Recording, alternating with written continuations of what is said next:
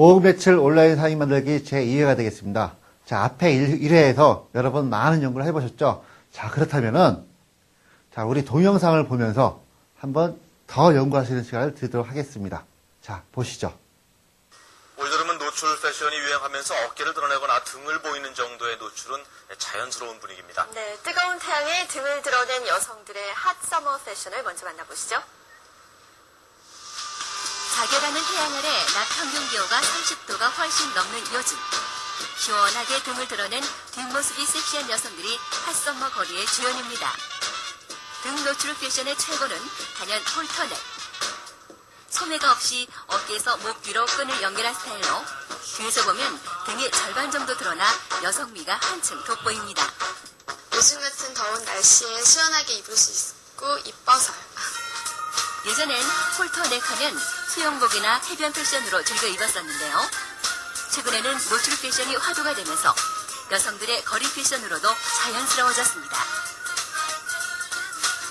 홀터넥 이외에 등이 보이게 디자인된 티셔츠들도 인기인데요. 이런 스타일들은 안에 튜브탑을 하나 더 입어 노출에 대한 부담도 줄이고 섹시한 분위기에 캐주얼한 느낌을 더했습니다. 신경 많이 쳐다보는데요. 그런 거 개의치 않고 그냥 여름이니까 입어요. 등이 도드라지게 디자인된 반면 상대적으로 앞부분은 무늬나 장식이 거의 없이 단순한 스타일이 대부분입니다. 만약 등이 드러나서 속옷이 신경 쓰인다면 아예 겉옷 같은 패션 속옷을 입는 것도 센스 있는 패션 전략이 될 수 있습니다. 연일 올라가는 기온만큼 더욱 과감하게 표현되는 여성들의 노출 패션. 섹시한 뒷모습의 여성들로 핫서머를 맞이한 거리는 더욱 뜨겁게 달궈질 것으로 보입니다.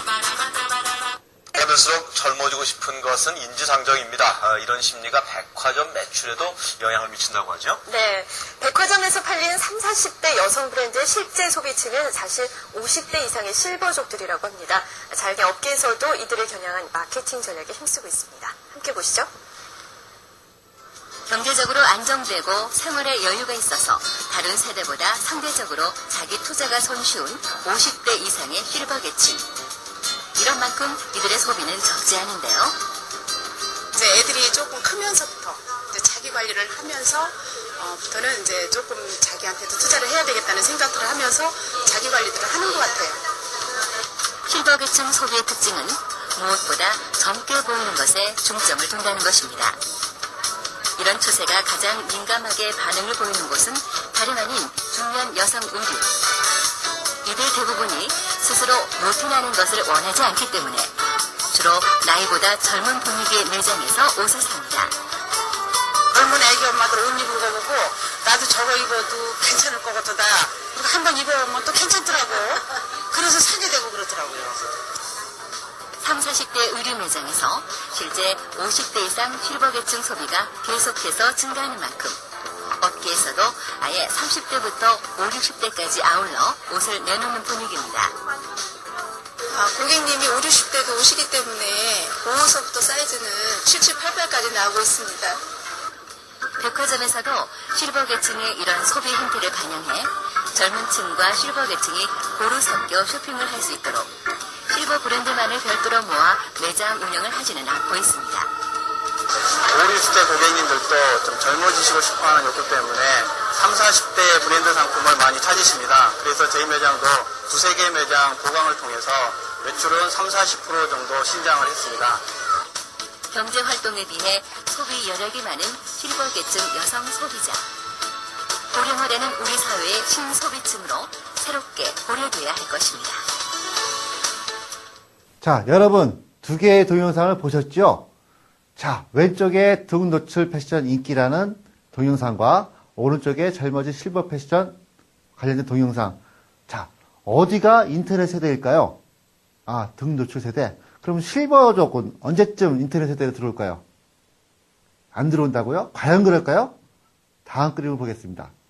자, 과거 70년대에는 저 폰이 자동차가 저 자동차를 타고 다니기 위해서는 기사를 고용했습니다. 즉, 자동차를 운전하기 위해서는 기술이 있는 기사가 필요했어요. 근데 80년대 들어와서 저 프라이드 승용차를 타기 위해서는 기사를 고용하지 않고 내가 직접 운전하고 다녔습니다. 불과 10년 사이에 기술이었던 것이 생활로 변했습니다.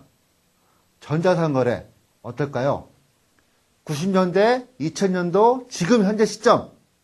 과연 2000년 초반만 해도 기술이었습니다. 하지만 지금 어떨까요? 생활이죠. 그만큼 빠르게 변하고 있습니다.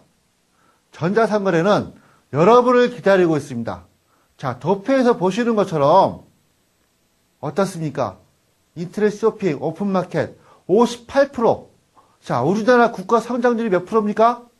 4%, 5%입니다. 근데 58% 성장하는 사업 없습니다. 여러분을 기다리는 곳이 바로 전자상거래의 시장입니다. 오픈마켓 평균적으로 매일같이 500만 명 이상이 들어오고요. 방문하고요. 그 다음에 매일 거래되는 상품이 50만 건 이상이 거래가 되고 있습니다. 우리나라 국민들이 월 평균 매 1인당 3만원씩 구매하고 있습니다. 평균적으로 구매합니다. 여러분도 아마 생각해 보세요. 내가 과연 얼마나 사고 있지? 자, 그러한 아이템 찾는 거 3부에서 여러분과 함께 좀 더 자세한 이야기를 나눠보도록 하겠습니다. 감사합니다.